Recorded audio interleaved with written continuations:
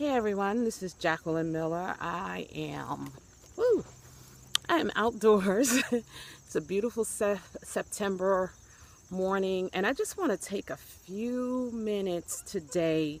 And I have actually committed to doing this over a period of days because I think the message is so important.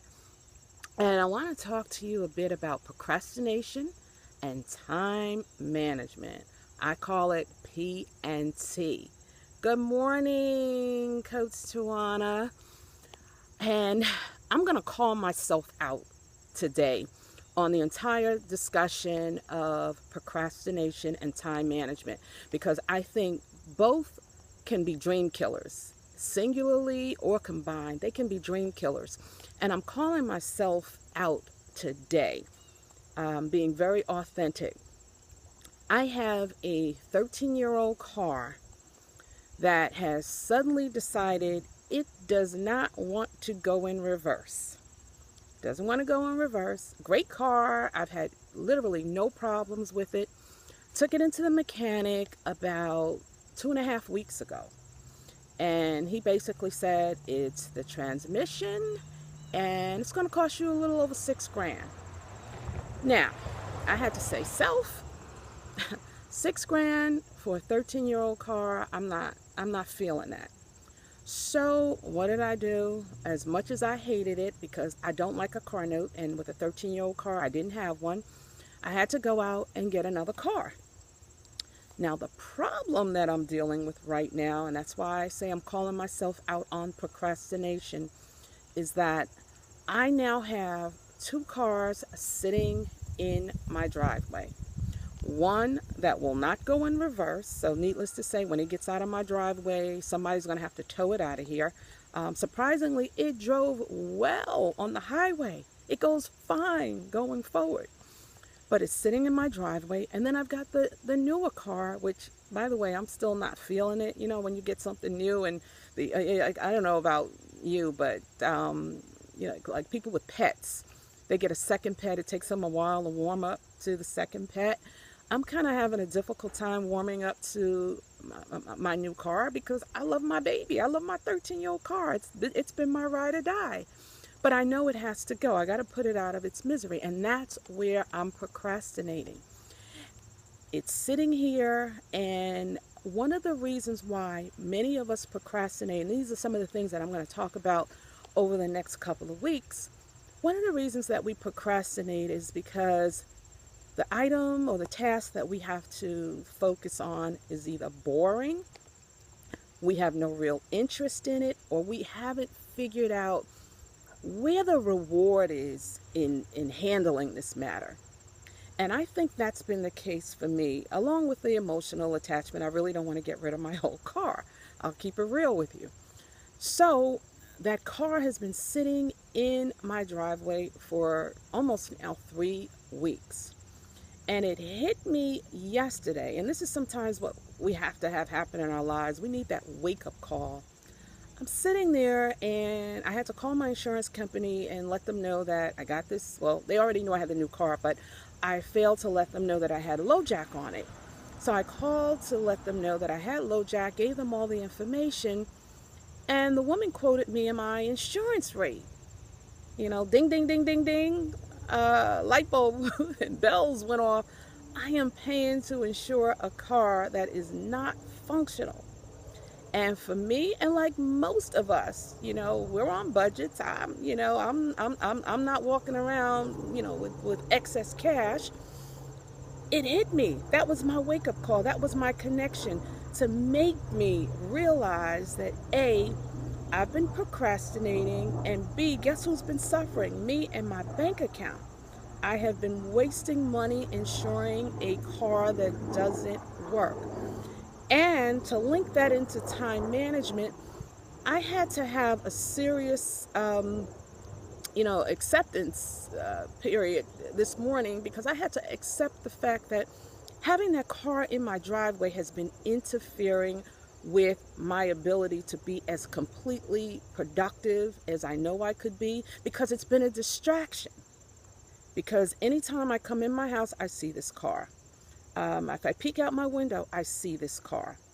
And that distraction has been interfering with my workflow. Whether I wanted to admit it or not, it has been interfering with my thought process, because while I can be focused on the work at hand and think that I'm only focused on the work at hand, we all know subconsciously when something is on our mind, it's tapping on our shoulder, it's tapping on our brain, and it's interfering with our ability to get work done, which affects our time management.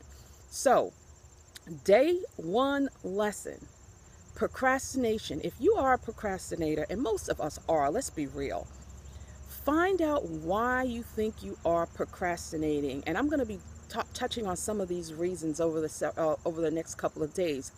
One of the reasons is because the item, as I stated before, that we are tasked with getting done doesn't interest us, it's boring, or we truly haven't bought into, what's the reward in me getting this done. So that is one of the reasons why many of us procrastinate, and I'll be touching on some other reasons. Also, again, when we procrastinate, it's affecting our time management. As we all know, each one of us gets 24 hours in the day. How is it that some of us are so very productive, and some of us at the end of the day are sitting around going, I don't feel like I got anything done? It's about how we manage not just our time, but how we manage ourselves. And in this case, because number one, I didn't want to get rid of my baby. That's my 13-year-old baby. I didn't want to get rid of it. I also wasn't clear on, well, what's the downside of it sitting there? It's not bothering anybody. But when I realized that cash flow was being impacted, and as I stated before, it has been unconsciously affecting my productivity, I now need to act. So if you're a procrastinator, one, think about why you're procrastinating. Two, realize that no matter what you think, it is affecting your productivity. And that's something that if you are like myself, and for those of you, I apologize, I haven't introduced myself thoroughly. I'm Jacqueline Miller. I am also known in social media as Mogul Mom du Jour, and I'm the Get Your Life Strategist. We only have one life, and we certainly need to make the most of it. And I work primarily with moms, empowering busy, unfulfilled moms to get their life, live in purpose, give themselves permission to have interests outside of motherhood. You can be a great mom while following your dreams. And I help empower them get to a place where they understand that that's a reality, and I show them ways in which they can make it happen. And I don't call it balance, because I personally don't believe there is such a thing as balance. I look for methods that are more aligned with having healthy harmony in your life. And also because I have an extensive career in human resources, been there, done that, fought my way, elbowed my way to the table, where I was oftentimes the only female, and in many cases the only female of color, having that voice, being visible, being heard, and being compensated fairly for your contributions. That is a gift of mine. And I love working with women, empowering them to, if they're in corporate America, to get that seat at the table, to be recognized for their contributions, and for the moms in many cases who are in corporate America and are looking to take that leap into entrepreneurship and are wondering, how can I make this happen? I hear that all the time. Jacqueline, how can I make this happen? Come to me, I can show you, because I've been there. Got the t-shirt to show for it. So again, thank you for joining me, and I will see you again tomorrow for day 2.